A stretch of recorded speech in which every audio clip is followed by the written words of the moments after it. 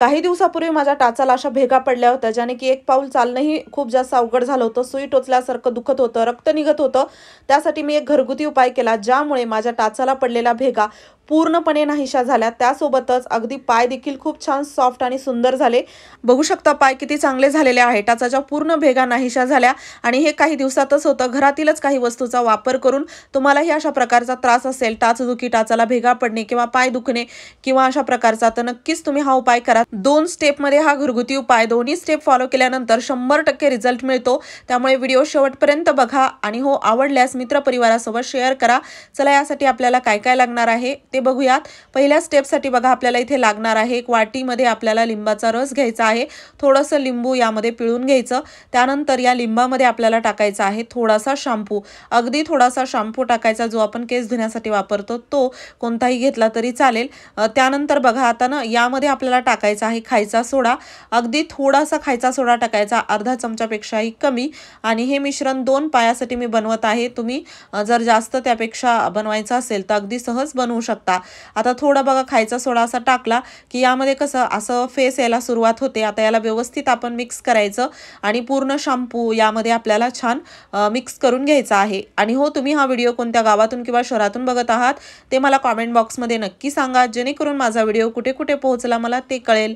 आता बघा याला व्यवस्थित मी मिक्स केलेलं आहे. यानंतर काय करायचं, आता हे जे आपण तयार केलेलं मिश्रण आहे ते लावण्यासाठी इथे आपल्याला एक ब्रश हवा आहे. जुना कोणताही टूथब्रश घ्या. फक्त ब्रश जे आहे ना ते असा कडक नसला पाहिजे. त्याचे जे ब्रश जे दात आहेत ते सॉफ्ट असणारा ब्रश घ्या, म्हणजे आपल्याला इथे काम होईल. एक जुना ब्रश मी घेतलेला आहे. आता बघा काय करायचं, मला याचा रिझल्ट मिळाला म्हणून तुमच्यासोबत शेअर करत आहे. बघू शकता टाचाला एकही सध्या भेग नाही, कारण की हा उपाय करूनच माझ्या टाचाच्या भेगा पूर्णपणे नाहीशा झालेल्या आहेत. बऱ्याच वेळा आपण काय करतो, टाचाला भेगा पडल्या की एखादी कोणती क्रीम असो काही असो आपण ती पायाला सरळ लावतो. ही चूक करायची नाही. त्या अगोदर काय करायचं बघा, काहीही पायाला लावण्या अगोदर पाय स्वच्छ आपल्याला धुवून घ्यायचे आहेत. आता तुम्ही स्वच्छ फक्त पाण्याने पाय धुतले तरी चालणार नाहीत. त्यामुळे काय करायचं, हे आपण तयार केलेलं मिश्रण बनवायचं आणि इथे आपल्याला ब्रशच्या मदतीने जिथे टाचा उरलेले आहेत किंवा पूर्ण पायावरती देखील तुम्ही अशा प्रकारे ब्रशच्या मदतीने हे मिश्रण लावून घासून घ्यायचं.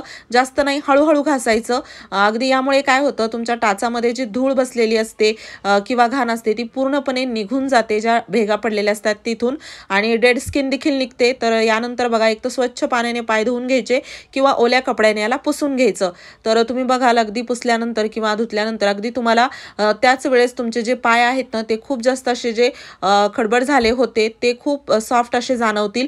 कारण की काय होतं, पूर्णपणे डेड स्किन निघून जाते आणि त्यामधील जे टाचाला भेगा पडलेल्या असतात त्यामध्ये माती धूळ जी बसलेली असते ती पण पूर्ण निघते. ज्यामुळे काय होतं, आपण जी आपली दुसरी स्टेप करणार आहोत यासाठी जे आपण घरगुती एक उपाय करणार आहोत तो पूर्णपणे याला लागू होतो आणि आपले पाय पूर्णपणे स्वच्छ होतात आणि टाचाच्या भेगा पूर्णपणे अशा बंद होऊ लागतात. तर आता बघा दुसऱ्या पायाला देखील मी हे लावून स्वच्छ असं धुवून पुसून घेतलेलं आहे. त्यानंतर बघा आपल्याला काय करायचं, इथे घ्यायची आहे मेणबत्ती, कॅन्डल घ्यायची आहे. अगदी थोडीशी कॅन्डल तुम्ही इथे घेऊ शकता. तुम्ही याला जास्त जरी बनवलं आणि एका डब्बीमध्ये एखाद्या बॉटलमध्ये भरून जरी ठेवलं तरी चालतं. तुम्हाला हे रोज रोज बनवायची अजिबात गरज पडत नाही. तर यासाठी बघा अगदी मेणबत्तीचा थोडासा तुकडा मी असा तोडून आपल्या एका छोट्याशा भांड्यामध्ये टाकलेला आहे.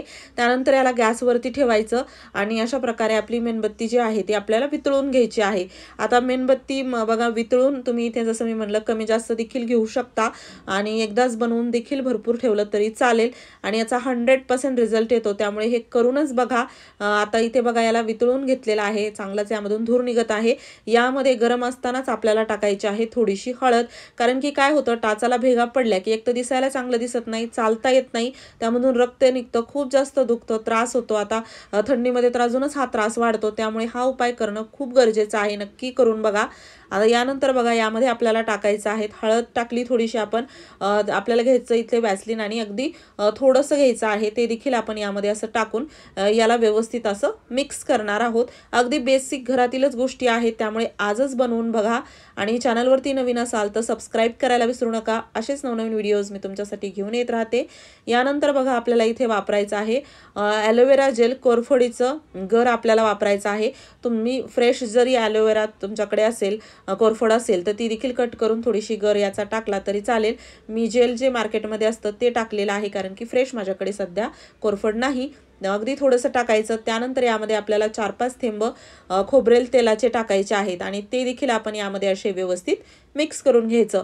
आता बघा यामध्ये आपण सर्व गोष्टी टाकल्या। आता हे काही सेकंदातच जी मेणबत्ती आहे ती परत अशी घट्ट व्हायला लागते, त्यामुळे याला आपण थोडंसं असं बाजूला ठेवूयात। आता बघा थोड्या वेळानंतर हे असं घट्ट व्हायला सुरुवात झालेली आहे आणि आता तुम्हाला वाटत असेल हे थोडंसंच तयार झालेलं आहे, एवढंच भरपूर दिवस जातं आणि पुरेसं होतं। पण तुम्ही जास्त जर बनवायचं असेल इतर कुणासाठी तरी बनवू शकता। आता बघायला कसं लावायचं, आपण सुरुवातीला पहिली स्टेप केली ज्यामध्ये आपण पाय स्वच्छ करून घेतले। आता दुसऱ्या स्टेपमध्ये आपल्याला काय करायचं आहे, आपण तयार केलेली जी क्रीम आहे ती आपल्याला जिथे जिथे टाचाला भेगा पडलेल्या आहेत, पायाला भेगा पडलेल्या आहेत, पाय खराब झालेले आहेत, डेड स्किन निघत आहे, अशा पूर्ण भागावरती आपल्याला ही क्रीम लावायची आहे। खूप जास्त लावायची नाही, अगदी पातळ असं थोडंसं लावायचं आणि जसं फक्त टाचाला भेगा असतील तर टाचाला लावा, पण मी तर म्हणेल पूर्ण पायाला लावा, कारण की यामुळे काय होतं टाचाच्या भेगा तर जातातच, पण पाय जे खूप जास्त खराब होतात, दिसायला वेगळे दिसतात, असे डेड स्किन निघत असते, तर त्यामुळे काय होतं हे लावल्यानंतर आपली जे पाय आहेत ते देखील खूप छान सॉफ्ट सुंदर होतात। आणि इथे बघा आता अशा प्रकारे अगदी थोडंसं लावायचं बोटावरती घेऊन जसं की मला छोट्या बरणीमध्ये देखील बॉटलमध्ये भरून जरी ठेवलं तरी असं तुम्ही कधीही लावू शकता। आणि असं थोडंसं लावल्यानंतर काय करायचं, असाच पाय सोडायचा नाही आणि हे तुम्ही शक्यतो रात्री लावा, म्हणजे कसं रात्रभरामध्ये चांगलं आपले जे टाचाला भेगा पडलेल्या होत्या त्या पूर्ण भरून येण्यासाठी मदत होते। जर रात्री लक्षात नसेल, दिवसा लावायचं असेल तर लावा, पण 4 ते 5 तास का होईना हे नक्की क्रीम आपल्या पायावरती राहिली पाहिजे याची खात्री करून घ्या। आता हे असंच जर ठेवलं, थोडंफार चाललं की निघून जातं किंवा झोपल्यावर अंथरुणाला लागतं, त्यामुळे काय करायचं, कॅरी बॅग बांधायची, अशी पायाला पूर्णपणे कव्हर करायचा किंवा सॉक्स जरी घातला तरी चालेल। आणि शक्यतो सॉक्स आणि शूज वापरायला सुरू करा, म्हणजे काय होतं त्यामुळे धूळ जात नाही आणि आपले पाय स्वच्छ राहतात आणि टाचाच्या भेगा हळूहळू चांगल्या भरून येतात, त्यासोबतच मऊ पाय होतात। आणि शक्य नसेल सॉक्स आणि बूट घालणं तर हा उपाय करा, सॉक्स बूट घालायची गरज पडत नाही, फक्त अधूनमधून अशा प्रकारे आपल्याला हे उपाय 2 स्टेपमध्ये करायचा आहे, म्हणजे कधीच टाचाला भेगा पडत नाहीत। आता सकाळी उठल्यानंतर किंवा 2-4 तासानंतर बघा जी क्रीम लावली होती पातळच होती, तर थोडीफार निघत असेल काढून टाका आणि त्यानंतर कोकोनट ऑइल घ्यायचं, खोबरेल तेल, आणि पूर्ण पायाला याने चोळून घ्यायचं, तेलाने व्यवस्थित असं लावून तेल चोळून घ्यायचं। कोरडं तसंच ठेवायचं नाही, पाय धुवायचे नाहीत आणि थोड्या वेळ वाटलं असतं कॅरी बॅग बांधून ठेवा किंवा नाही बांधली तरी चालेल, पण काही मातीत धुळीत जाण्याचं काम असेल तर शूज घाला किंवा सॉक्स घाला किंवा चप्पल का होईना घाला, म्हणजे ते जे टाचाला भेगा पडलेले असतात ना त्यामध्ये ही पूर्ण धूळ जात नाही। अगदी तुमच्या पहिल्याच दिवशी लक्षात येईल की खूप छान पाय सॉफ्ट झालेले आहेत आणि हळूहळू 4-5 दिवसामध्ये पूर्ण टाचाच्या भेगा भरायला सुरुवात होते। किती भेगा आहेत त्यानुसार तुम्हाला वेळ लागू शकतो। काही प्रश्न असतील तर नक्की कॉमेंट बॉक्समध्ये विचारा, मी लवकरच उत्तर देईल। व्हिडिओ आवडला असेल जास्तीत जास्त शेअर करा, चॅनलवरती नवीन असाल सबस्क्राईब नक्की करा। धन्यवाद।